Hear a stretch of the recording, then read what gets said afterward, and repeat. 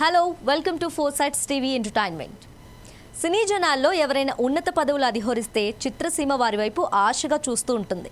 తమిళనాట విజయ్ ముఖ్యమంత్రి కాగానే కాలీవుడ్ కూడా అదే తీరు ప్రదర్శిస్తుంది. ఇంతకు విజయ్ని కాలీవుడ్ ఏం కోరుకుంది?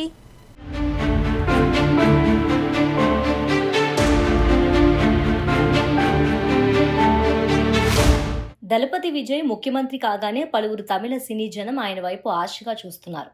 చిన్న సినిమాను కాపాడితే ఎంతో మందికి ఉపాధి లభిస్తుందని కాలీవుడ్ జనాలు భావిస్తున్నారు.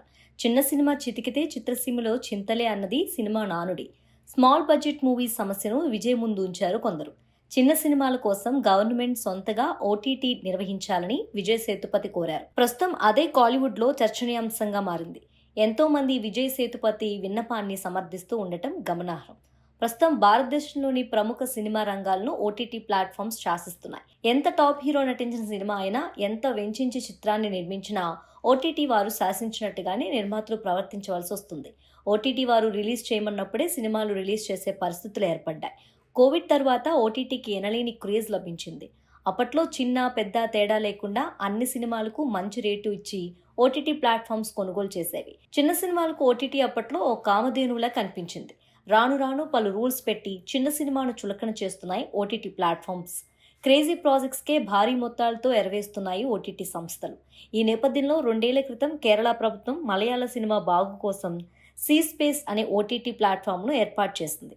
అదే తీరును తమిళనాడు గవర్నమెంట్ కూడా సొంతగా ఓటీటీ ప్లాట్ఫామ్ ఏర్పాటు చేస్తే చిన్న సినిమాలకు మేలు చేసినట్టు అవుతుందని విజయ్ సేతుపతి భావన.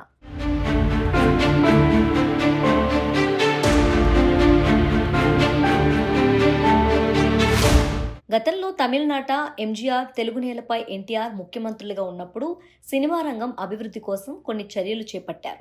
అదే తీరును విజయ్ కూడా ప్రస్తుతం కాలీవుడ్లో నెలకొన్న సమస్యలను పరిష్కరించాలని తమిళ సినీ జనం ఆశిస్తున్నారు. అందులో భాగంగానే గవర్నమెంట్ ఓవర్ ది టాప్ ఏర్పాటు చేయాలని కోరుకుంటున్నారు. అదే జరిగితే తప్పకుండా తమిళంలో రూపొందే లో బడ్జెట్ మూవీస్కే కాకుండా ఇతర ప్రాంతీయ భాషా చిత్రాలకు ఉపకారం జరుగుతుందని అంటున్నారు. మరి కాలీవుడ్ జనం కోరుకుంటున్నట్టు గవర్నమెంట్ ఓటీటీకి విజయ్ శ్రీకారం చుడతారో లేదో చూడాలి.